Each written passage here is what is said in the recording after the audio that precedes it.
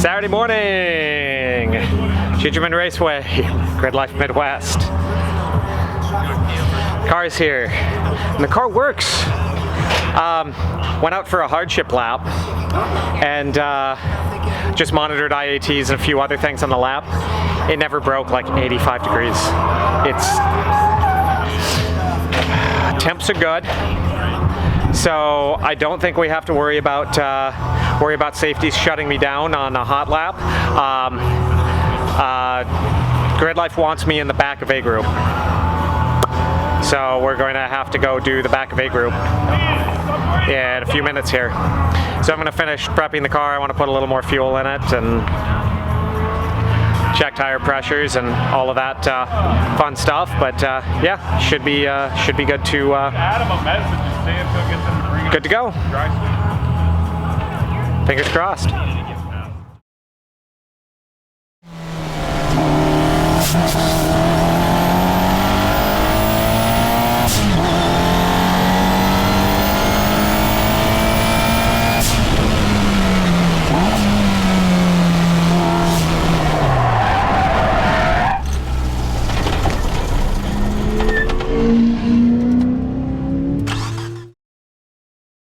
Well, that wasn't the type of first session I was expecting, nor the type of growing pain that I was expecting. So, the car just, like, I turn into turn one, and the car just fucking swaps ends on me, like, instant. Like, there was no catching that. It just went. And so I get back, and I start looking at the rear tire.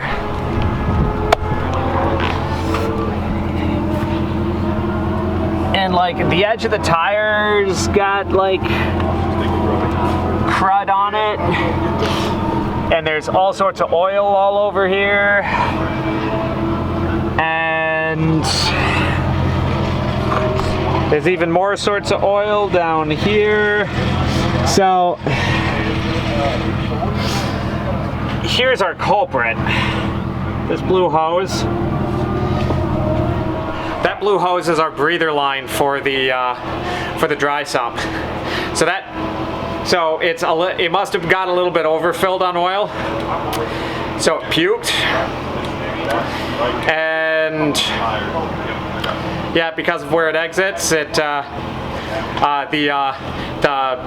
aerodynamic vacuum, or the low pressure zone that exists behind the tire, sucked that oil into the tire.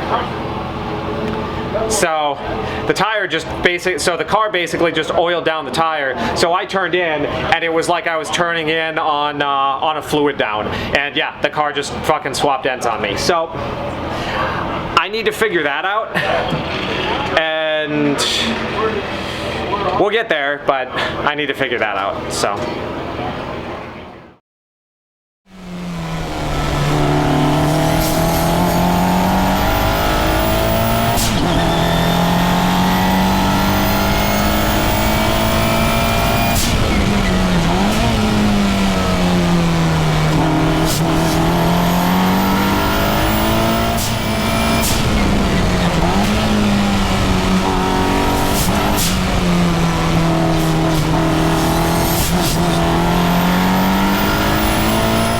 Spaz Miller is out here, late entry, didn't think he was going to make it. This is a street class car, and he blew up very early on at Road Atlanta a couple of weeks ago, but the Rat Hangs Racing 55 car is here and trying to compete for the street class records, but he didn't get a time earlier, so he needs to make his way up into the faster groups where this car will belong, but just needs to set a benchmark time to move forward. Yeah, I think early in the event of Road Atlanta would be an understatement. It's tough to see that. You know, you never want to see someone blow a motor and really pretty much blow a motor on the first lap out of the event. So I think he said we were averaging 7 laps an engine the last year or two.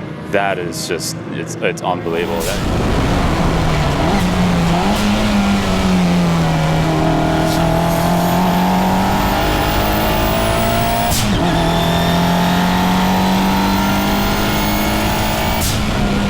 But Spaz Miller running a 141.237. That should be enough to bump him into at least Group C and maybe Group B.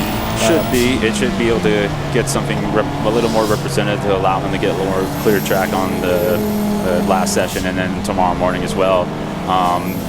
You know, a couple seconds too away from top 5, I believe fifth is in the 38s, 39s at the moment. So, you know, Spaz has got more in it. Once he gets a little more comfortable, gets in the groove. I mean, you know, he came here yesterday, I think, like around midnight, right? So, you know. Well, managed to fix the issue of oiling the tires. Instead, we're just oiling the back bumper. But is what it is. I mean, eventually it won't be over full anymore, so silver linings, right? Let it fix itself. So that second session was not great. I mean, it felt all right, and then I didn't turn a representative lap. Like, a 41 is pretty friggin' awful. So I was like going over data and trying to figure out what the heck was going on, and I came to the conclusion, it's me. So I compared the data with my 2019 PB, the 38 flat, and this car wasn't any faster. Like, it showed in data that it can be faster in the corners, but it really wasn't. And like, the graphs were super close, but I lost 3 seconds over the course of the lap. And like, I couldn't see anything. It's like, well, is the car down on power? Check the tune. Like, it's the same tune we were running at Brainerd, same tune we were running in Atlanta. And like, all of the temperatures are in check. They're not kicking on safeties, they're not kicking on timing pulls. Like, everything is operating as it should with the car. So I started looking at the data a little bit closer, and it's me. I'm the problem. I'm being a bitch. I'm chicken footing places I shouldn't be chicken footing. My braking, I am hitting my marks. I could probably push that a little bit further. So I'm gonna try pushing braking zones a little bit further in a couple spots, and I need to start throttling sooner and trusting the grip, because the grip's there. It's when messing around on non-hot laps, like, the grip is there. So I just need to not be a bitch. So, yeah. We're gonna give that a go in the morning.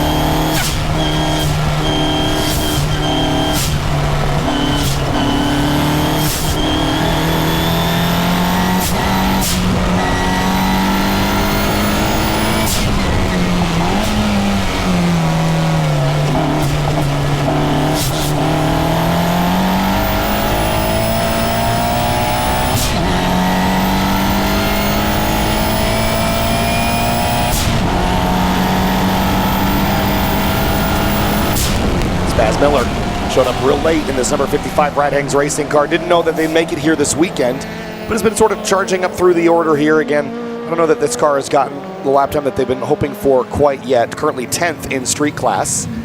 Well, it's pretty difficult when you blow up a motor about 3 weeks ago at Road Atlanta, a motor that you spent a lot of time and money on the off-season building, and they actually put a new motor in it, put it all back together, and now here they are once again.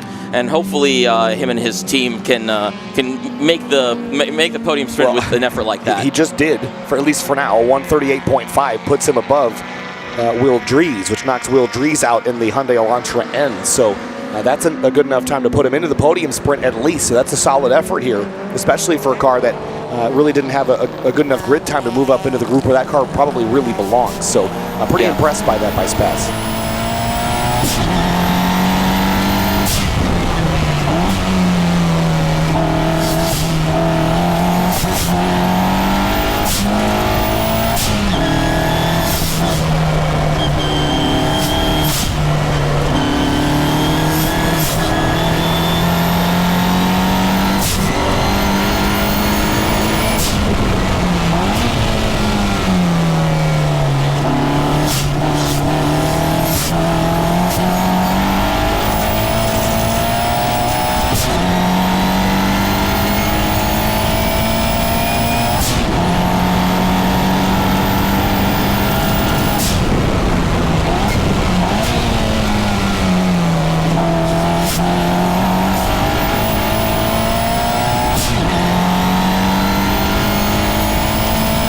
Looks like Spaz Miller did a 37.975, which is, looking through it is enough for 4th now. So he displaces Mike Coons down to the 5th spot.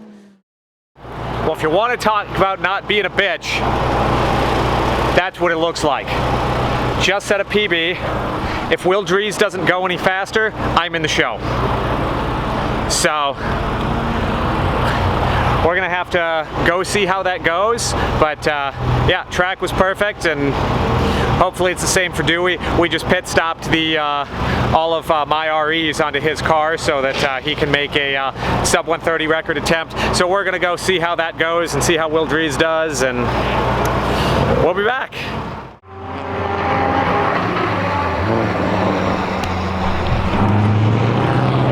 Dude, he's done. He's coming in, unless he's looking for gap. I've got this. Spaz jumps up inside the top 5, knocks out Will Dries for podium sprint later today. Yeah, very, very impressive from Spaz there. So yeah, made the podium sprint. Car's ready. We're gonna have to bump start it again, but yeah, it's ready to go. We'll get suited up and go see if we can move up some places. Not how I expected this weekend to go, but I'll take it.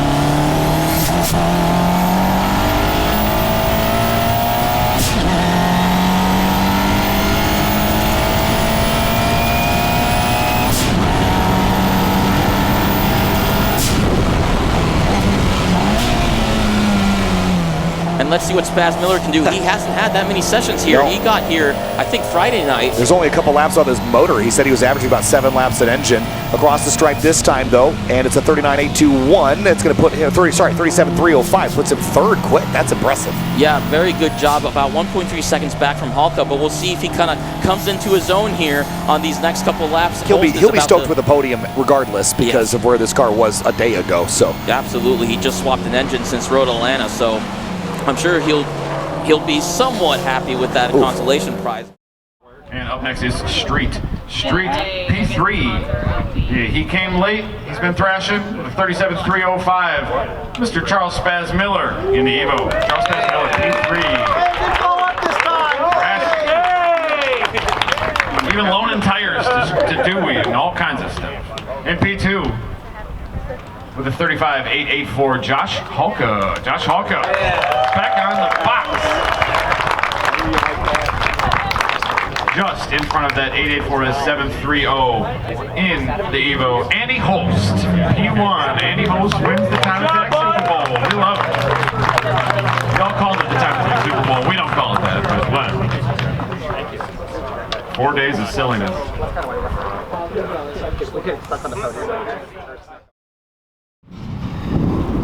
Well, we didn't win. But anytime you can take home hardware from a Gridlife event, it's you did good.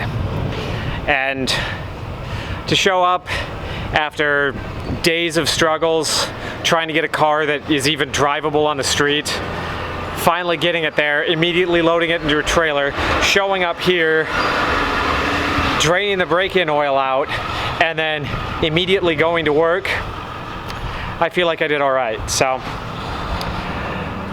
this one goes out to Ronnie. I wouldn't be here. I wouldn't have been competitive. So much of this program is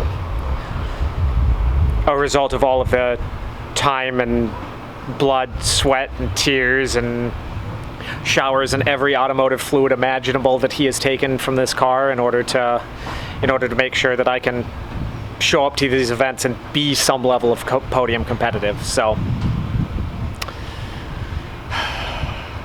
Love you, Ron, Colin, Aaron, you all down at RS Motors. This one's yours. I'll bring back one with a better number next time. I promise.